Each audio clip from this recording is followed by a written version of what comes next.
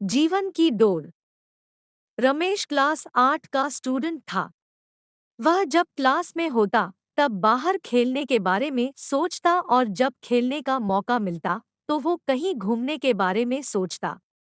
इस तरह वह कभी भी प्रेजेंट मोमेंट को एंजॉय नहीं करता, बल्कि कुछ न कुछ आगे का सोचा करता। उसके घर वाले और दोस्त भी उसकी इस आदत से परेशान थे। एक बार रमेश अकेले ही पास के जंगलों में घूमने निकल गया। थोड़ी देर चलने के बाद उसे थकान हो गई और वह वहीं नरम घासों पर लेट गया। जल्द ही उसे नींद आ गई और वह सो गया। सोने के कुछ देर बाद एक आवाज आई, रमेश, रमेश। रमेश ने आंखें खोली तो सफेद वस्त्रों में एक परी खड़ी थी। वह बहुत सुंदर थी और उसने अपने एक हाथ में जादुई छड़ी ले रखी थी और दूसरे हाथ में एक मैजिकल बॉल थी जिसमें से एक सुनहरा धागा लटक रहा था। रमेश परी को देखकर खुशी से झूम उठा और कुछ देर परी से बातें करने के बाद बोला, आपके हाथ में जो छड़ी है उसे तो मैं जानता हूँ, पर आपने जो ये बॉल ली हुई है उससे ये सुनहरा धागा कैसा लटक रहा है? परी मुस्कुराई, रमेश, यह कोई मामूली धागा नहीं, दरअसल यह तुम्हारे जीवन की डोर है। अगर तुम इसे हल्का सा खींचोगे तो तुम्हारे जीवन के कुछ घंटे कुछ सेकंड्स में बीत जाएंगे। यदि इसे थोड़ा तेजी से खींचोगे तो पूरा दिन कुछ मिनटों में बीत जाएगा और अगर तुम उसे पूरी ताकत से खींचोगे तो कई साल भी कुछ दिनों में बीत जाएंगे। तो क्या आप ये मुझे दे सकती हैं? रमेश ने उत्सुकता से पूछा। हाँ हाँ, क्यों नहीं, ये लो पकड़ो इसे, पर ध्यान रहे, एक बार अगर समय में तुम आगे चले गए तो पीछे नहीं आ सकते। परी ने जीवन की डोर रमेश के हाथों में थमाते हुए कहा और फौरन अदृश्य हो गई। अगले दिन रमेश क्लास में बैठा खेलने के बारे में सोच रहा था, पर टीचर के रहते वो बाहर जाता भी तो कैसे? तभी उसे परी द्वारा दी गई सुनहरे धागों वाली बॉल का ख्याल आया। उसने धीरे से बॉल निकाली और डोर को जरा सा खींच दिया। कुछ ही सेकंड्स में वह मैदान में खेल रहा था। वाह, मजा आ गया, रमेश ने मन ही मन सोचा। फिर वह कुछ देर खेलता रहा, पर मौजूदा वक्त में भी अपनी आदत के अनुसार वह फिर से कुछ ही देर में ऊब गया और सोचने लगा, ये बच्चों की तरह जीने में कोई मजा नहीं है। क्यों न मैं अपने जीवन की डोर को खींचकर जवानी में चला जाऊं। और झटपट उसने डोर कुछ तेजी से खींच दी। रमेश अब एक शादीशुदा आदमी बन चुका था और अपने दो प्यारे प्यारे बच्चों के साथ रह रहा था। उसकी प्यारी माँ, जो उसे जान से भी ज्यादा चाहती थी, अब बूढ़ी हो चुकी थी और पिता, जो उसे अपने कंधों पर बैठा कर घुमा करते थे, वृद्ध और बीमार हो चले थे। इस परिवर्तन से रमेश अपने माता पिता के लिए थोड़ा दुखी जरूर था, पर अपना परिवार और बच्चे हो जाने के कारण उसे बहुत अच्छा महसूस हो रहा था।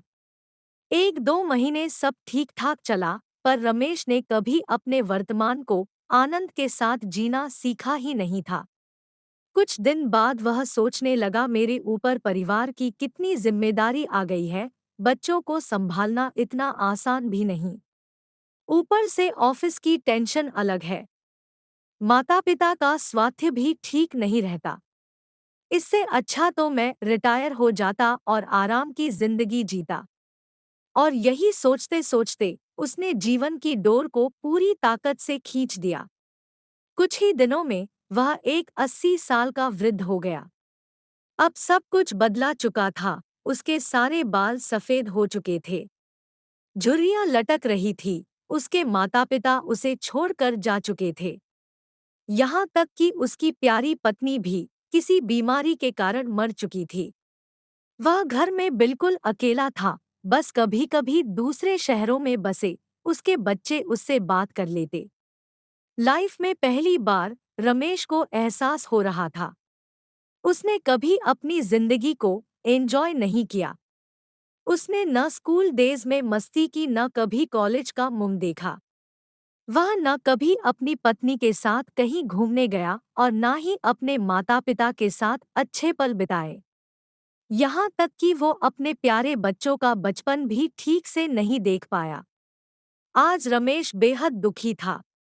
अपना बीता हुआ कल देखकर वह समझ पा रहा था कि अपनी बेचैनी और व्याकुलता में उसने जीवन की कितनी सारी छोटी छोटी खुशियां यूं ही गंवा दी। आज उसे वो दिन याद आ रहा था जब परी ने उसे वो मैजिकल बॉल दी थी। एक बार फिर वह उठा और उसी जंगल में जाने लगा और बचपन में वह जिस जगह परी से मिला था वहीं मायूस बैठ अपने आंसू बहाने लगा। तभी किसी की आवाज आई, रमेश रमेश। रमेश ने पलट कर देखा तो एक बार फिर वही परी उसके सामने खड़ी थी। परी ने पूछा, क्या तुमने मेरा स्पेशल गिफ्ट एंजॉय किया? अब मुझे इस गिफ्ट से नफरत है। रमेश क्रोध में बोला, मेरी आंखों के सामने मेरा पूरा जीवन बीत गया और मुझे इसका आनंद लेने का मौका तक नहीं मिला।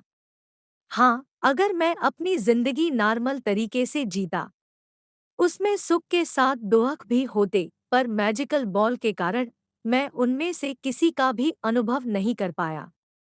मैं आज अंदर से बिल्कुल खाली महसूस कर रहा हूँ। मैंने ईश्वर का दिया ये अनमोल जीवन बर्बाद कर दिया। परी ने कहा, तुम तो मेरे तोहफे के शुक्रगुजार होने की बजाय उसकी बुराई कर रहे हो। खैर, मैं तुम्हें एक और गिफ्ट दे सकती हूँ। बताओ क्या चाहिए तुम्हें? परी ने पूछा। रमेश को यकीन नहीं हुआ कि उसे एक और वरदान मिल सकता है। वह खुशी से भावुक होते हुए बोला, मैं फिर से वही पहले वाला स्कूल बॉय बनना चाहता हूँ। मैं समझ चुका हूँ कि जीवन का हर एक पल जीना चाहिए। जो अभी को कोसता है वो कभी खुश नहीं हो पाता। उसका जीवन खोखला रह जाता है। प्लीज प्लीज मुझे मेरे पुराने दिन लौटा दो।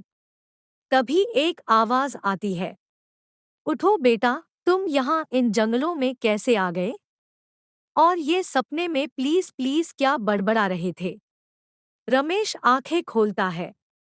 अपनी माँ को आंखों के सामने देखकर वह कसकर उनसे लिपट जाता है और फूट फूट कर रोने लगता है। वह मन ही मन परी का शुक्रिया अदा करता है और कसम खाता है, अब वो जीवन के अनमोल पलों को पूरी तरह जिएगा। डे ड्रीमिंग और कल के बारे में सोचकर अपने आज को बर्बाद नहीं करेगा। सिख दोस्तों, क्या आप खुद को रमेश से रिलेट कर पा रहे हैं? कई बार ऐसा होता है कि हम आज की खूबसूरती को सिर्फ इसलिए नहीं देख पाते क्योंकि हम एक सुंदर कल के बारे में सोचते रहते हैं। कई बार जो नहीं घटा उसके घटने की चिंता में अपने आज को बर्बाद कर देते हैं। उम्मीद है आपको कहानी पसंद आई होगी। अगर कहानी पसंद आई तो लाइक और शेयर करें और ऐसी इंटरेस्टिंग कहानियाँ सुनने के लिए चैनल को सब्सक्राइब करें।